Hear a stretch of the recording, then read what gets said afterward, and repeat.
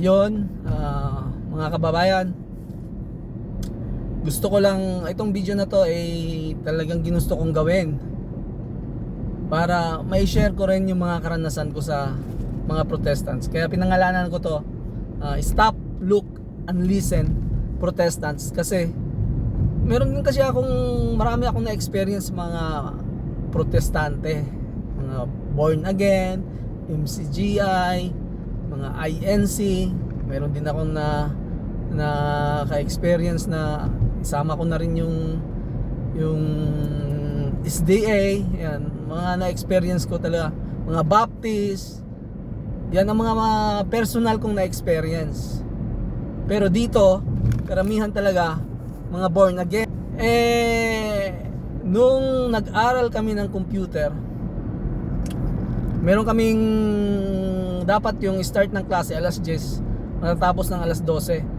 Ang nangyari, late yung first day sa klase, late kagad yung professor, yung instructor, I mean. Tapos nangyari, pagpasok niya, 10:45 na siya dumating. Biglang sabi niya, sorry class, late ako. So, stand up, let us pray. So, hindi naman namin alam na siya ay isang born again, at hindi rin niya alam na kami ay Katoliko, sila ay Muslim o ano pang relihiyon ang mga magiging estudyante niya. So pag start na ng prayer, siya ang nag-lead, syempre siya ang instructor. Syempre lahat ng Katoliko tatayo, mag-sign of the cross. Pagkatapos ng prayer, ano bang nangyari? Galit na galit yung mga Katoliko na yan, ganyan, sumasamba sa Diyos-Diyosa, sumasamba sa kahoy, sumasamba sa simento, sumasamba sa rebolto. Dati rin akong Katoliko. Ngayon, nakita ko na ang tunay na Diyos at naunawaan ko ang tunay na Diyos. Nasa tunay na Diyos na ako. Yung sa galit niyang ganon, sa pangyayari na may nakita siyang nag-sign of the cross harapan niya, yung sa galit niya, paano niya masasabi na siya ay nasa Diyos? Di ba? Dapat hindi sana siya nagagalit. Pinaintindi niya, sana nakausap niya kami ng maayos at baka napakinggan, pero hindi naman niya kami kinausap. Sa akin, ako naman hindi naman ako reliyoso, pero nagsisimba din ako. At nagdadasal din ako, mga personal prayer ko, gabi-gabi yon, mula pa sa Pilipinas hanggang dumating ako dito sa ibang bansa. So, hindi naman gabi-gabi, pero nung sa Pilipinas, gabi-gabi talaga. Dito sa Saudi, dito sa bansang kung saan ako ngayon, medyo hindi na madalas. Ngayon, syempre ako bilang Katoliko, bakit siya ganon sa amin? Yun ang natanong ko sa sarili ko. Mahirap din. Malay mo tama siya, di ba?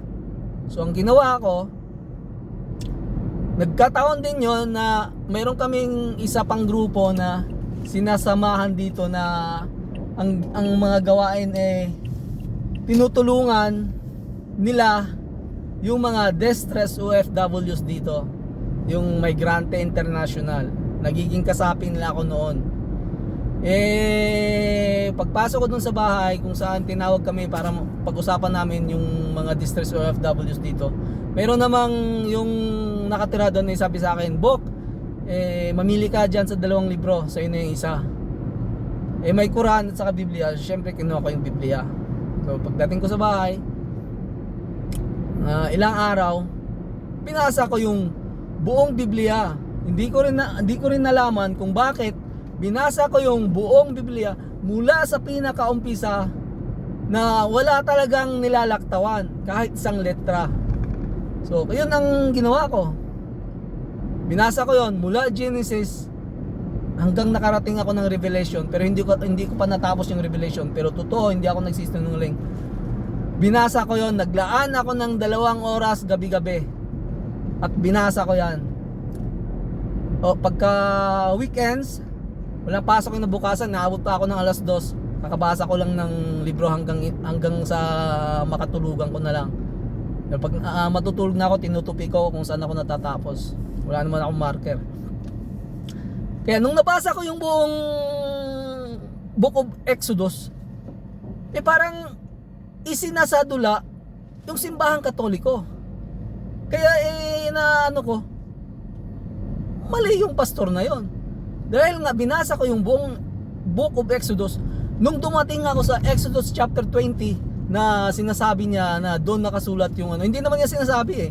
Nung nabasa ko lang yon, nalaman ko na doon pala niya kinuha yung mga sinasabi niya. Na yun na nga bawal, pero hindi man lang niya maintindihan na ang malinaw na pinagbabawal ng Diyos ay yung ibang mga Diyos. Hindi pinagbabawal yung ribulto. Kaya lang naman talaga ipinagbawal na gumawa sila ng mga pinagbawalan talaga silang gumawa dahil galing sila sa Ehipto eh. Doon sa Egypt, nung sa panahon nila doon sa Egypt, ang mga Ehipto may mga Diyos-Diyusan sa lahat ng sulok ng kanilang bahay. Sa sala, basta sa lahat ng sulok mayroon silang mga Diyos-Diyusan, mayroon silang mga inuukit. Siyempre gawa ng tao, inuukit eh. Alang naman napaka-special na Diyos ang mag-ukit para sa kanila, di ba? Normal na gawa talaga ng tao. Lahat, mayroon silang Diyos-Diyusan sa lahat ng sulok ng kanilang bahay. Ganun ang panahon sa mga Ehipto noon, panahon ni Paraon. Siyempre, yun din ang nakagawian ng mga Israelita. Kaya, bukod sa inalipin sila doon sa Egypt, gusto silang iligtas ng Panginoong Diyos dahil nga naniniwala na rin ang mga Israelita sa Diyos-Diyusan. Kasi pag nag-ukit ang mga Ehipto, automatic ginagawa nilang Diyos. Yun ang pagkakaintindi ko. Kaya ang nung naglakbay, nung 'di ba? Pinapapunta si Moses at si Aaron ng Diyos sa Ehipto para kausapin si Paraon, 'di ba?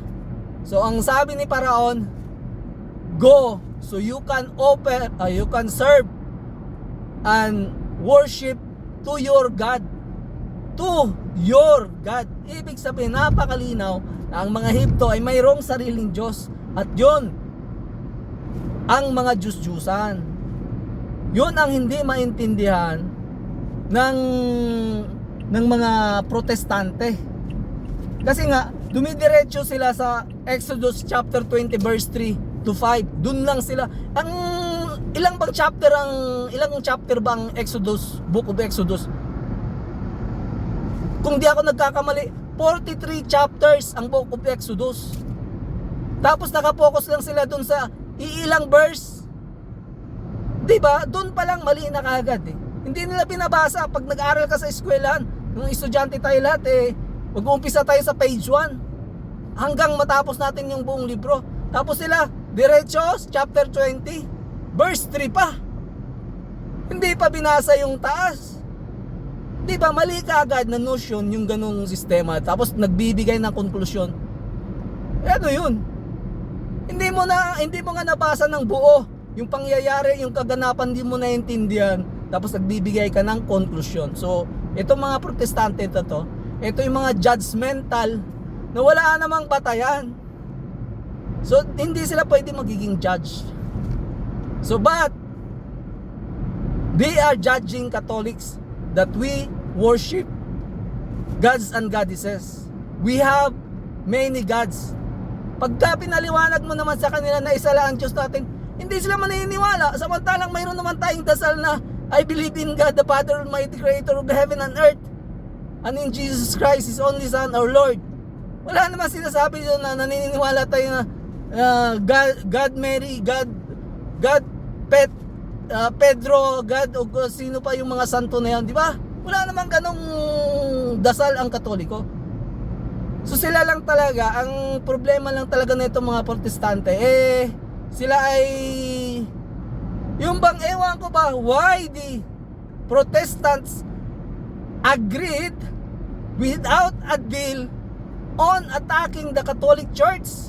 So ibig sabihin, doktrina talaga nila na sirain nila ang mga Katoliko, kasi nga marami nga sa atin ang medyo mahina din. Kasama na ako doon. Kaya ako medyo natauhan ako nung pastor na na-encounter ko. Kaya yun ang ginawa ko.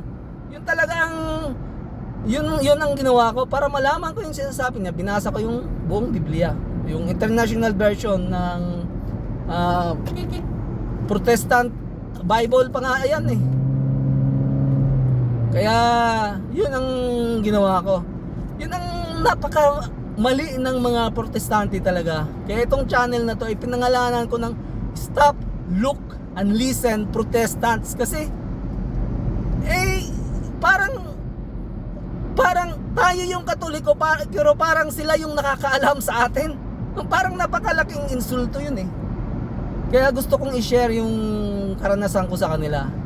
Tapos napakarami na ako na encounter na pero pagka halimbawa naman maka-encounter naman sila ng isang Katoliko na kayang magbigay ng kahit isang verse, sila din naman matatakot din naman, bigla rin namang umuurong. Ang dami kong na-encounter na maraming sinasabing mga verse, pero pagka mapansin nila na itong Katoliko na to medyo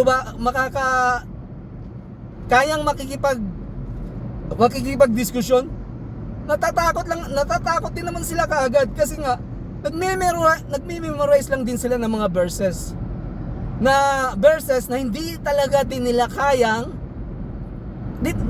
protektahan yung verse na memoryado lang nila.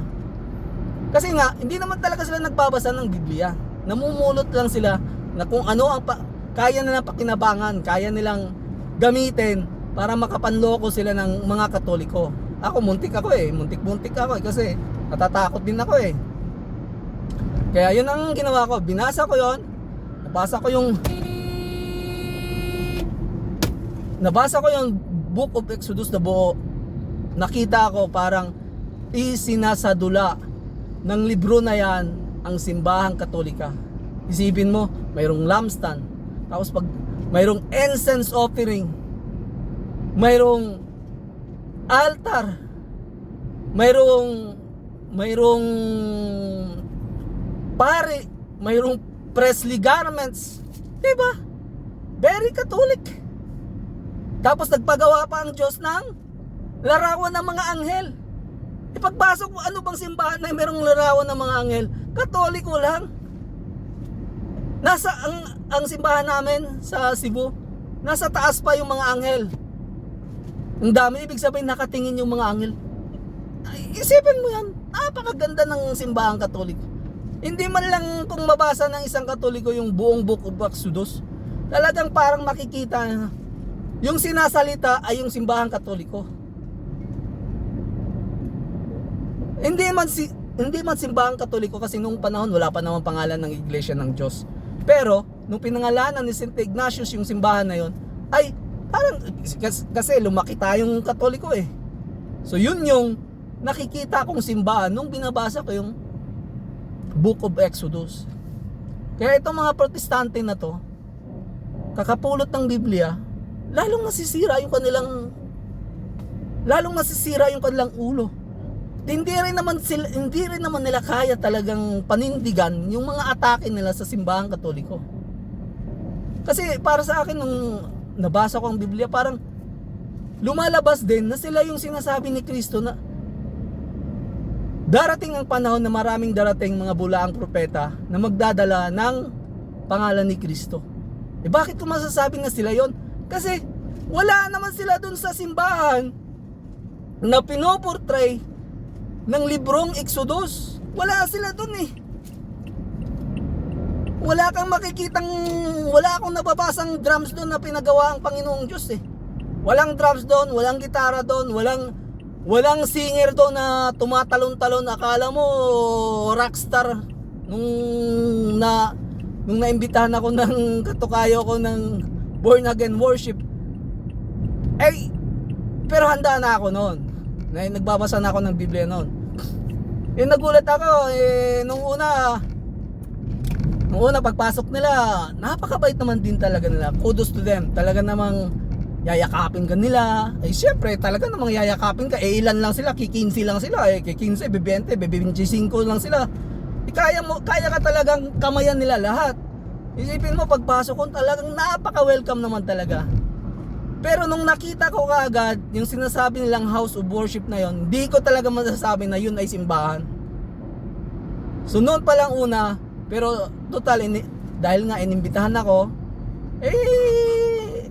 ilang beses na rin niya ako inimbitahan, nung una tinatanggihan ko kasi sinabi ko naman nung una, nung inimbitahan niya ako, sabi niya, kayo, mag-worship naman tayo sa Diyos, hindi lang laging trabaho. Yun naman ay isang mali. Kasi bakit mo naman magkakaroon ka kaagad ng konklusyon sa isang tao na mag-worship naman tayo sa Diyos, hindi lang puro trabaho? Why he gave his conclusion to me na puro na lang ako trabaho, wala akong Diyos, hindi ako nag-worship sa Diyos, samantalang gabi-gabi nagdadasal ako, minsan pa habang naglalakad, minsan pa nakakapagsabi ka ng personal na prayer, di ba?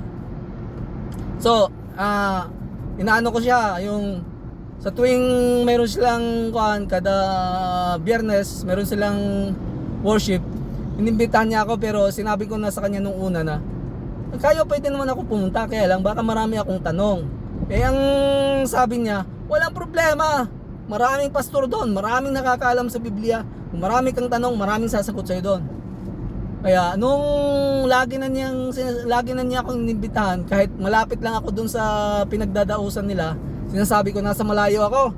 Tapos sabi niya, 2:00 kailangan nandito ka na. So mag-aalauna, sabi niya sa akin, ano na kayo, mag-2:00 na, pupunta kita dyan. Pero malapit lang ako talaga. Mayroon akong kagustuhan na dumalo, pero ang iniiwasan ko lang na yung mangyayari na magkakaroon talaga ng diskusyon. Kaya parang ayaw kong pumunta. Gusto ko na parang ayaw ko. Yun na nga, kung pupuntahan niya ako doon, nagsabi na lang ako na kayo, pupunta na ako dyan. Pero nandun lang ako sa bahay, malapit lang sa kanila, doon sa pinagdadausan nila. Pumunta nga ako, talaga namang napakabait nila, oh. Talagang i-welcome ka, yayakapin ka nila. Tapos ang doon, dinoktrinahan nila ako kaagad. Yun naman ang hindi ko parang parang sa akin hindi ko. Tapos nung inilagay nila yung kamay nila sa taas ng aking ulo para daw pumasok sa akin ang banal na espiritong Diyos at maintindihan ko yung turo nila. Pero ako naman mayroon akong daladalang akin din na kaalaman, hindi nila ako nakuha doon. Nung pagkaupo ko sa gitna, pinaupo nila ako sa upuan, ang sabi nila, kinausap ako ng kakilala ko. Hindi yung nag-imbita sa akin, yung kakilala ko rin, nagulat ako, nandun din pala siya, yun, born again pala yun. Kinausap niya ako, tapos, yun na nga, dinudoktrinahanan niya ako na ganito, ganyan. Ang unang napansin ko na hindi tama sa sinabi niya sa akin ay yung sasabihin niya sa akin na nagkakasala ba ako. Aminado naman tayo na nagkakasala ako. So, ang sa akin, ang pagkakaintindi ko, ang mga born again, hindi nangungumpisal. So, bakit ko sasabihin yung mga kasalanan ko sa'yo, di ba? Hindi ka naman Diyos. Kung pagbabatayan natin yung doktrina ng born again na bawal mangumpisal. Di ba? So, bakit ako mangumpisal sa kanya bilang isang pastor? Labag na yun sa kanilang katuruan kung tutusin, di ba? So, yun na nga. Natuloy. Sabi ko, ilang taon na ako, matanda na ako. Tapos, parang kung ano yung kinagisnan kong reliyon. Tapos, iintindihin ko na lang yung ituturo nyo sa akin. Tapos tatanggapin ko na lang yon. Paano na lang yung kinagisnan kong reliyon na aking daladala hanggang ngayon? Paano na lang yon? Na sa ilang minuto lang, kailan nyo lang ako nakausap, kailan ko lang kayo nakausap, iintindihin ko na lang yung sasabihin nyo sa akin. Di kailangan mapakinggan nyo rin yung panig ko bilang isang Katoliko bago ko intindihin yung mga sasabihin nyo sa akin. Yun ang sabi ko talaga, direkta. Ngayon, sabi na, walang problema. Ganun talaga. Kaya nga, dinasalan ka namin para pumasok sa iyo ang banal na Espiritong Diyos at maintindihan mo ang doktrina namin. Ganun ang sinasabi. Ngayon, tinatanong niya ako kaagad, nagkasala ka ba sa unang utos ng Diyos? Sabi ko, hindi ako nagkasala sa unang utos ng Diyos. Kasi, hindi naman ako Mulat sa Paul, wala akong tinuturing na ibang Diyos eh. Isa lang ang Diyos. Kaya hindi, yung mga ribulto niyan, hindi yan mga Diyos eh. Mga representasyon lang yan eh. Mga representasyon yan ng mga tao na mismo, ginamit mismo ng Diyos. So tao sila eh, natural, meron talaga sila larawan. Paano natin sila maalaala kung hindi na nga natin sila nakikita, tapos wala pang larawan, makakalimutan na talaga natin sila balang araw. Diba? So ang mga larawan ay talagang representasyon niya ng mga taong ginamit din ng Diyos. Ngayon, umagri siya sa akin. Pangalawang utos ng Diyos, ay hindi ako nagkasala dyan. Hanggang sa sabi sa akin, pero makasalanan ka. Oo naman, wala namang tao, kahit sino naman eh. Walang taong walang kasalanan. Kaya ako, makasalanan ako. Pero, lahat naman ng kasalanan, sabi ko, lahat naman ng kasalanan, hindi lahat nagkasala ka, didiretso ka na sa impyerno, di ba? Mayroong mga kasalanan na magagaan lang na ang kaparusahan lang ay kailangan ka lang malinis, kailangan ka lang magiging pure, kailangan ka lang maging cleanse, tapos makakarating ka na sa langit. Sabi niya, nagkasala ka na ba lumaban ka na ba sa nanay mo? Sabi ko, lumaban na talaga ako sa nanay ko. Likas sa atin lahat yan. Nagnakaw ka na ba? Oo, nagnakaw na ako. Pero hindi sa ibang tao, nagnakaw ako sa nanay ko. Paano ka makakarating sa langit? Sabi sa akin, paano ka makakarating sa langit? Sabi ko, bago ko sagutin yan, aminado naman tayo lahat, ikaw, aminado ka rin na makasalanan tayong lahat. Walang makasalanan, walang unpure spirit na makakarating sa langit. So, ibabalik ko sa iyo yung tanong, paano ka makarating sa langit? Inaabangan ko na yung sasabihin niya na kailangan mong magiging born again to enter the kingdom of heaven. Pero hindi niya sinabi yun kasi alam niya na ako kaya kong palawigin yung usapan namin. Kaya nung sabi niya, bakit si Maria ginagawa niyong Diyos? Sabi ko, sino namang nagsabi sa iyo na si Maria ay Diyos? Ni isang Katoliko, kung mayroon mang isang Katoliko na magsasabi na si Maria ay Diyos, ay yun ay dapat talagang turuan. Yun ang sabi ko. Pero si Maria ay hindi Diyos. Walang Diyos na santo. Lahat lang sila ay lahat ay santo. Pero si Maria ay mayroong espesyal na lugar sa pagpapalaganap ng salita ng Diyos para makilala ang tunay na Diyos. Kasi isipin mo, dumaan si Kristo sa sinapupunan ni Maria eh, di ba? Hindi ko sinabi sa kanya yon. Kung isipin natin, di ba? Si Kristo dumaan sa sinapupunan ni Maria, nagiging bata para makilala ang tunay na Diyos. Kasi kahit man sa lumang tipan, hindi nila nakilala ang tunay na Diyos eh. Kasi ang anyo ng Diyos sa lumang tipan ay the Word and the dazzling light. At yun din yung attribute ni Kristo. Si Kristo rin ay dazzling light, kaya nga si Kristo ay Diyos. Di ba? Pareho sila. The Word and the light become flesh. Kaya yung nakaabot kami sa kanya, bakit nyo sinasamba si Maria? Bakit nyo? Hindi naman namin sinasamba si Maria. Nangihingi lang kami kay Maria ng dasal. So walang masama kung sasabihin mo, Mother Mary, please pray for us. Di ba? God, hear us. Yun naman ang dasal ng Katoliko eh. So hindi yan talaga mali. Kaya nung umabot na alas 2, sabi niya, tama na. Haba tayo nito, hindi tayo matatapos. Sabi niya, di natapos na. Kaya yung nagumpisa na yung worship nila, pagpasok ko dun sa kwarto niya, talaga namang napakabait. Pinapunta nila ako sa harap. Tapos nagpakilala ako, anong trabaho ko, ganyan. Sinabi ko na ganitong trabaho ko. Tapos ang ginawa nila niyakap nila ako, welcome, ganyan. Tapos may nagsabi sa akin, Kuya, we are Bible only. Kaya yun ang sabi nila, yung magandang babae doon. Sabi niya ganun, Bible lang daw sila ang reference nila. Eh nagulat na lang ako nung nung nag-umpisa na yung dahil puro na lang sila pang-angkin.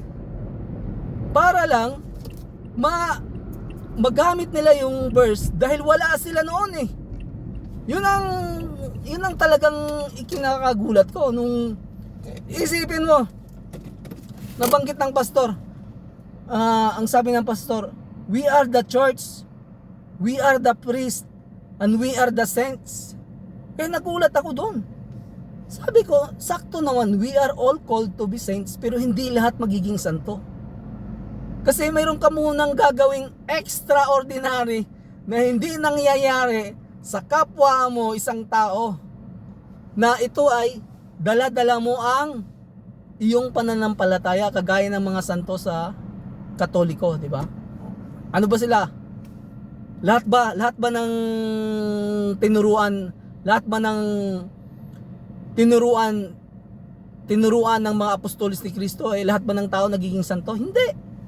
Ilan lang ang nagiging santo. Yun lang yung mga martyrs to the faith. Kaya matatawag sila heroes of faith. Di ba? Hindi naman lahat. Sa atin, yung mga bayani natin, lahat ba tayo nagiging bayani? Pero pwede tayo lahat magiging bayani. So, sila lang yung mayroong ginawang paano ko masabi? Yung sila lang yung mayroong ginawa na kakaiba. Sila yung namatay dahil sa pag-ikot nila sa buong mundo. Namatay sila dahil sa pagpapalaganap ng salita ng Diyos. Yun yung yun yung kaya sabi ko, etong pinuntahan ko na sekta na to ay hindi ko, ang conclusion ko, kasi pag sinabi mong kulto kasi, yun yung group of people na small in numbers, tapos kung ano nilang sasabihin ng leader nila yun na rin yung kanilang paniniwalaan. Without any hesitation, without any doubts, sasabihin nilang na amen. Parang kulto yun kulto yung ganyan di ba? Kaya ang nangyari, sabi ko hindi itong sekta na to, anong tawag na sekta nila, hindi to. Ngayon nung mag-worship napansin ko wala man lang lumuluhod. Tapos kumakanta, tumatalon ang haba ng buhok ng gitarista. Akala mo rocker, Bisaya pa. Kababayan pa ng nanay ko. Sabi ko, tapos nung natapos natapos na yung sabi ko ba, ganito pala mga born again. Akala mo concert. Tapos pag nagdasal sila, pinagdasal nila yung isang napakaingay nila. Kung yung personal prayer, sinabi nila doon sa taong pinagdasal nila. Collective yan Dapat, kagaya sa simbahang Katoliko, pag lumabas yung isang pare dyan, dapat ang idadasal nila doon, yung collective prayer, na magkakaisa, may harmony. Isipin mo, pinagdasal nila yung alis yata, magbabakasyon yata. Nagulat ako, parang mga ibon Mga ibon na iba-ibang klase.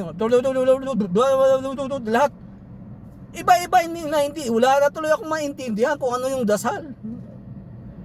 Kaya nung natapos yung worship nila, kakain na. Nilapitan ako nung isang nurse. Yun ang ikinakagulat ko pa. Yung nag-imbita sa akin, civil engineer. Tapos may mga nagpapakilala doon, doktor, nurse, teacher, ano-anong profesyon. Mapili din tong mga kaya siguro tinatanong nila kung anong profesyon anong trabaho Kasi isipin mo, sumasama sa kanila karamihan, nurse, teacher, may doktor. Isipin mo may doktor, graduate. Sinunog mo yung kilay mo sa kakaaral mo, tapos sasabihan ka lang ng pastor na we are the church, we are the saints, we are the priest, mag-aamin ka na lang without any doubts. Kaya talaga namang ako ay naniniwala na mayroon talagang bad spirit. Kasi nagpapalipon eh. Parang ano yun? Lokohan yun eh. Diba? Pero yun pala talaga, doktrina pala talaga nila yun. Doktrina pala talaga ng born again yung we are the church, we are the priest, and we are the saints. Kasi, magugunaw na lang ang mundo, hindi sila magkakaroon ng pari. Hindi sila magkakaroon ng simbahan. Hindi rin sila magkakaroon ng santo. Walang magiging santo sa kanila. Kaya, mas mainam nga naman na angkinin mo na lahat. Eh, hindi ka magkakaroon na yan eh. Angkinin mo na, di ba? Yun talaga ang pinakamagandang gawin. Tama rin pala sila. Kaya nung natapos yun, kumain na. Eh, konti lang yung kain ko. Nung mayroon din silang Eucharist. Yung tinapay na hiniwa-iwa tapos mayroong juice. Nung ang nakakatawa pa nun, pagbigay, kinain ko na kaagad. Kinain ko na kaagad, ininom ko na kaagad ng Diyos. Ang Diyos, tama lang pala kung tutuusin. Kasi bago niya mabindisyonan ng pastor, bago nila masabi yung ritual nila, nakain ko na, tama lang. At least, yung nakain ko, wala pang bindisyon. Kaya, ayun, salamat sa Diyos at kinain ko kaagad yung tinapay na binigay sa akin. At ininom ko kaagad yung juice, kaya nagtawanan sila sa akin. Nung namigay na ng sobre, inisip ko, hindi ako magbibigay dito. Hindi ako nagbibigay, ibinalik ko yung sobre. Sabi ko, bakit ako magbibigay sa hindi naman tunay na simbahan? Yun ang sabi ko sa sarili ko. Pagkatapos na, kainan na, lumapit sa akin yung napakagandang nurse. Binata pa naman ako, anak ng teteng. Ang ganda ng nurse. Tapos sabi niya, Kuya, bakit ngayon ka lang? Sabi sa akin. Sabi ko, ngayon lang ako inimbitahan ni Kayo eh.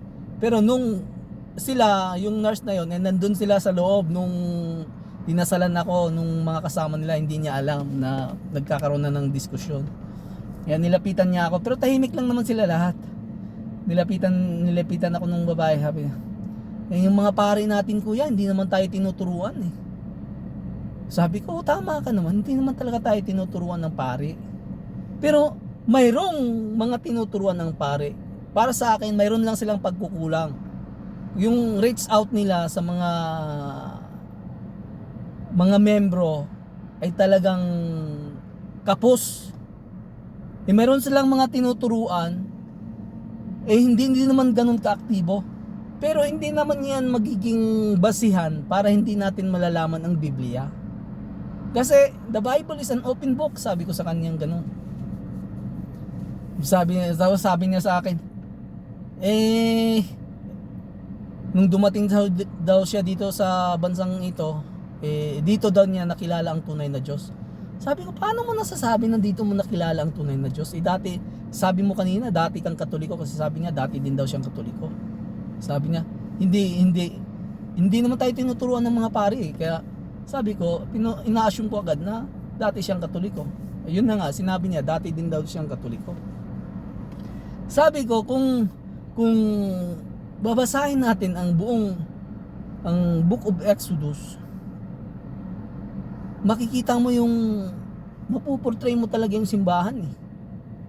Yung simbahan na mayroong pare, mayroong priestly garments, mayroong altar, mayroong incense offering, mayroong table, mayroong wash basin, mayroong pagpasok, tapos susunog agad yung insenso. Wala namang gumagawang ganyan eh. Tapos sabi niya, medyo nagagalit na siya sa akin. Parang iba na yung niya kasi hindi niya ako makumbinsi. Tapos bigla na lang siyang tumayo. Tapos ang sabi niya sa akin, basahin mo yung buong libro ng Book of Exodus at saka Book of John. Sakto, pareho kami ng yun din sana ang sasabihin ko sa kanya, kaya lang naunahan niya ako. Kaya ang natapos na, umuwi. Tapos hindi na ako dumalo. Tinatawagan ako nung katukayo ko, hindi na ako dumalo ulit. Tapos nung dumating yung anniversary nila, tinawagan na naman nila ako.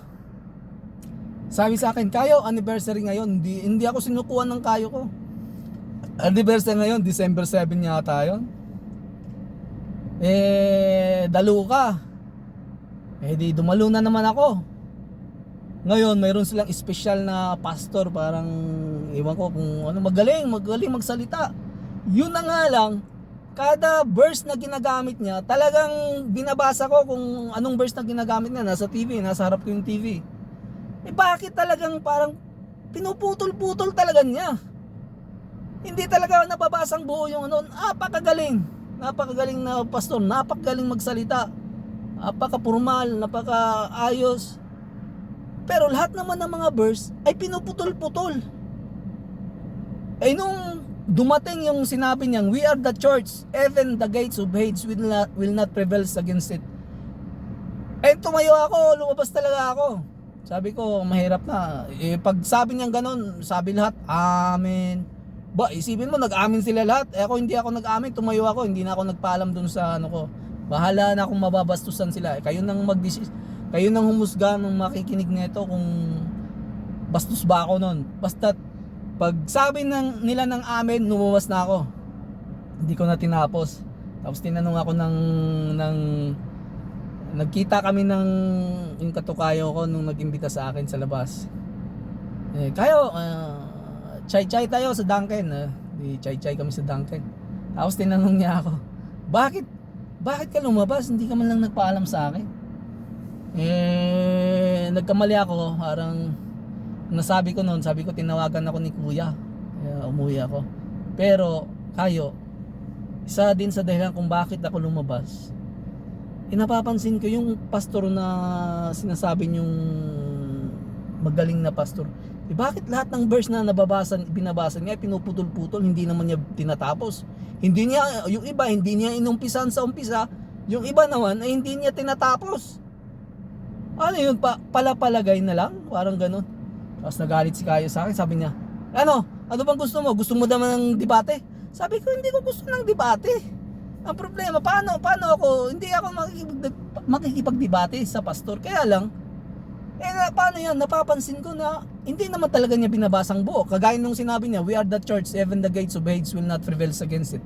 Kahit saang Biblia natin bubuksan, may Biblia online, may cellphone naman tayo, titingnan natin ngayon yan, walang ganyan. Kasi ang sinabi talaga dyan, you are Peter, upon this rock I will build my church, even the gates of Hades will not prevail against it.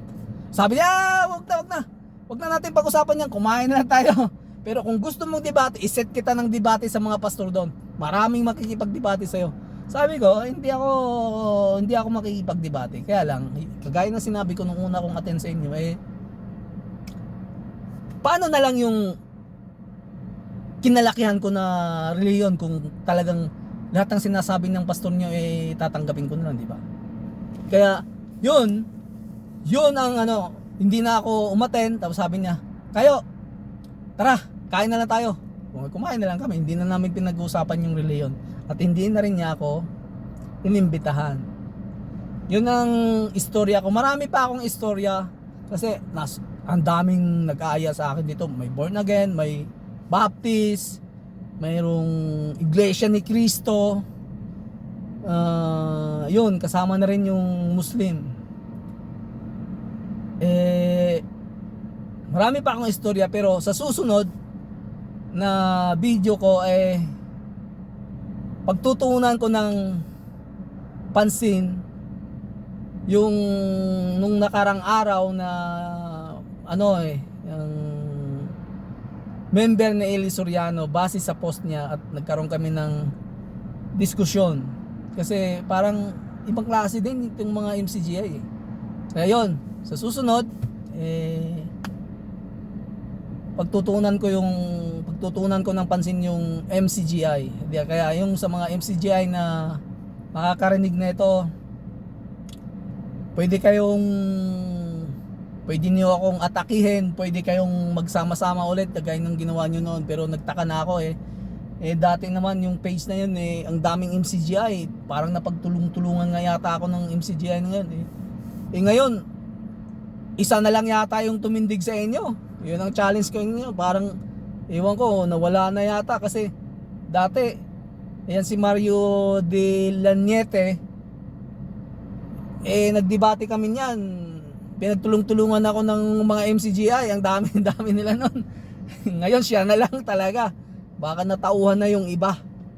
Kaya ayun, pagtutuunan ko ng pansin sa susunod na video yung post ni Mario Dilaniete, isang member ng MCGI, member ni Eli Soriano. Hindi ko natawaging bro Eli Soriano kasi hindi mo naman bro yun eh. Magiging totoo tayo, okay? See you next time. Thanks.